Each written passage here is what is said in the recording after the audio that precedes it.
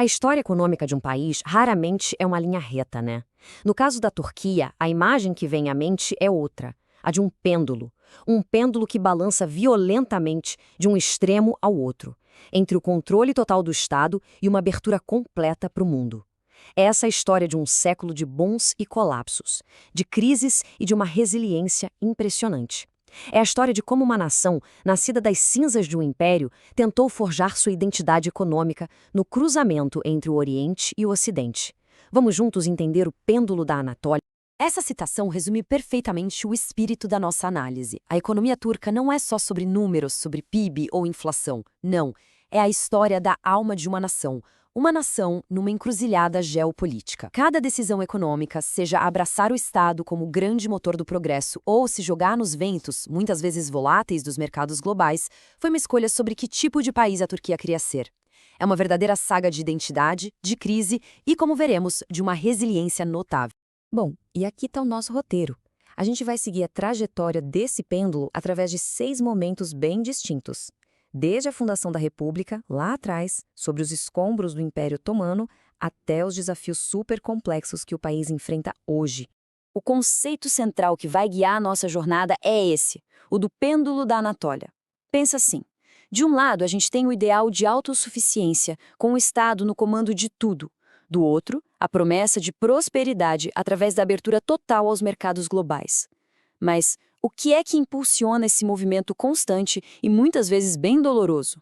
A resposta está numa vulnerabilidade estrutural, uma dependência crônica de capital estrangeiro. Essa necessidade de dólares para financiar o crescimento tem sido o calcanhar de Aquiles da Turquia. É a força que definiu um século inteiro de ciclos de expansão e colapso. E o pêndulo começa seu primeiro grande movimento. Em 1923, nasce a moderna República da Turquia. Mustafa Kemal Atatürk e seus contemporâneos tinham uma tarefa, assim, monumental: construir uma economia moderna praticamente do zero. A solução que eles encontraram deu início à era do estatismo. O que a gente vê aqui é fascinante.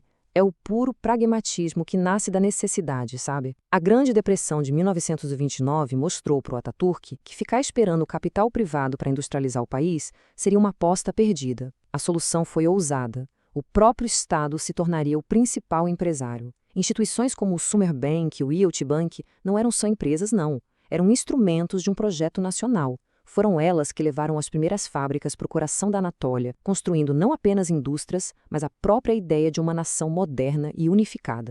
Depois da Segunda Guerra Mundial, essa lógica estatal evoluiu para o que os economistas chamam de industrialização por substituição de importações, ou ISI. A ideia, como está aqui nos passos, era simples e parecia genial. Primeiro, proteger o mercado, segundo, produzir tudo aqui dentro. E por um tempo, funcionou. A Turquia viu surgir uma nova classe média que podia comprar seus próprios carros e geladeiras, tudo de fabricação nacional.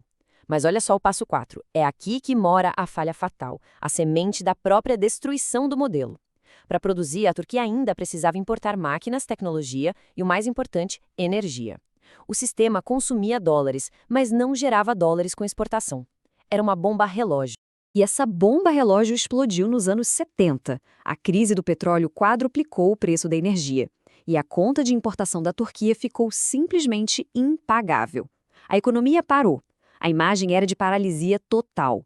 Filas gigantescas para comprar itens básicos, blackouts diários e uma hiperinflação que corroía a vida das pessoas. Esse colapso econômico gerou um caos social e político, abrindo caminho para o golpe militar de 1980 e preparando o palco para a mudança de direção mais radical da história do país. E aqui, o pêndulo balança com força total para o extremo oposto. A resposta ao caos do estatismo não foi uma reforminha, foi uma revolução. Um verdadeiro Big Bang neoliberal que mudaria a cara da Turquia para sempre. O arquiteto dessa virada foi Turgut Özal, e o plano dele foi uma terapia de choque conhecida como as decisões de 24 de janeiro. A lógica econômica foi virada de cabeça para baixo. O foco não era mais o mercado interno, mas sim forçar a economia a exportar a qualquer custo.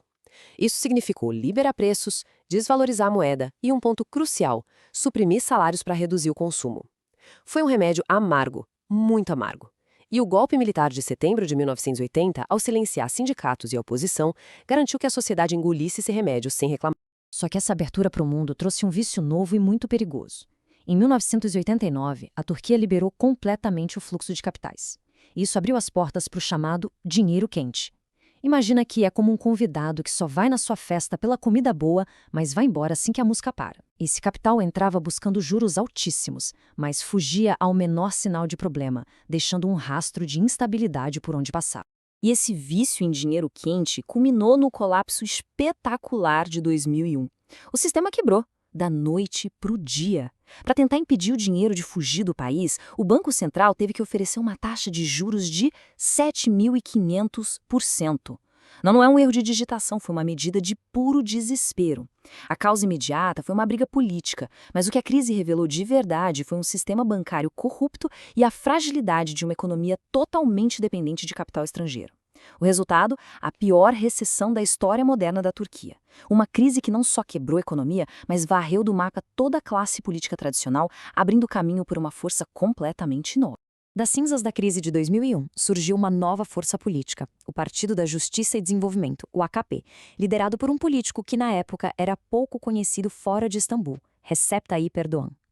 A sua era no poder, que dura até hoje, pode ser contada como uma história de 2 décadas. Primeiro um milagre econômico, seguido por uma aposta heterodoxa e muito perigosa. E essa tabela ilustra essa divisão perfeitamente. À esquerda, a primeira década, um verdadeiro milagre econômico. O governo do AKP adotou as reformas ortodoxas exigidas pelo FMI, limpou o sistema bancário e usou o processo de adesão à União Europeia como uma âncora de credibilidade. Isso atraiu investimentos sólidos, de longo prazo, e pela primeira vez em 30 anos, a inflação foi controlada. Mas aí, do lado direito, a gente vê a segunda década. A partir de 2013, a âncora da União Europeia se soltou, as instituições começaram a ser erodidas e a política econômica se tornou cada vez mais heterodoxa, obcecada com crescimento a qualquer custo, tudo alimentado por uma bolha de crédito barato. E no coração dessa segunda fase está essa crença, expressa pelo próprio presidente Erdogan. É uma teoria que desafia séculos de pensamento econômico. A ideia de que juros altos causam inflação. E que, portanto, para combater a inflação, o que se deve fazer é cortar os juros. Essa filosofia, que ficou conhecida como Erdoganomics, virou a política oficial do Estado a partir de 2018. E este gráfico mostra o resultado desse experimento na vida real.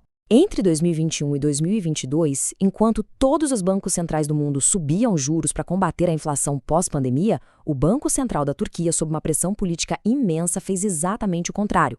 Como a gente vê na barra azul, os juros foram cortados drasticamente. E o resultado? Exatamente o que a teoria econômica convencional prevê. A inflação, na barra maior, não caiu. Ela explodiu para mais de 85%, o maior nível em décadas, devastando o poder de compra da população e criando uma profunda crise de custo de vida. Depois das eleições de 2023, com a economia em frangalhos e a confiança internacional no chão, o pêndulo começou mais uma oscilação brusca.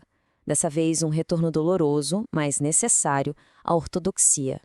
Foi uma admissão implícita de que o grande experimento heterodoxo tinha fracassado. Uma nova equipe econômica, liderada por Mehmet Şimşek, um nome respeitado internacionalmente, foi chamada com um mandato claro: fazer o que fosse preciso. E eles não perderam tempo. Essa linha do tempo mostra a velocidade e a agressividade da virada. Em menos de um ano, a taxa de juros saltou de 8,5% para impressionantes 50%. Foi um dos ciclos de aperto monetário mais rápidos e intensos do mundo. O objetivo era claro e brutal: quebrar a espinha da inflação e reconquistar a credibilidade, não importando o custo econômico no curto prazo. E isso nos traz até hoje, e a grande pergunta que paira sobre a Turquia. O país está, mais uma vez, passando por um programa de estabilização doloroso. Mas será que dessa vez vai ser diferente? Será que a Turquia vai finalmente conseguir quebrar as correntes desse ciclo vicioso de boom e colapso? Ou o pêndulo está só se preparando para balançar de novo? Para responder essa pergunta, a gente precisa olhar para as forças e fraquezas estruturais do país. E entre as forças, poucas são tão impressionantes quanto a indústria de defesa. Como essa tabela mostra, em 2 décadas a Turquia passou de um mero importador para uma potência global na exportação de tecnologia militar, liderada por seus famosos drones. Isso revela uma capacidade industrial e de inovação muito profunda, que muitas vezes fica escondida pela instabilidade macroeconômica. No entanto, as falhas estruturais que alimentam o movimento do pêndulo continuam lá. A profunda desigualdade entre o oeste industrializado e o leste agrário, a fuga de cérebros contínua, com os jovens mais talentosos buscando um futuro fora do país. E talvez, o mais importante, a dependência crônica de energia importada, a mesma vulnerabilidade que quebrou o modelo IES lá nos anos 70 e que continua sendo uma ameaça constante à estabilidade. Então, a gente chega ao ponto crucial.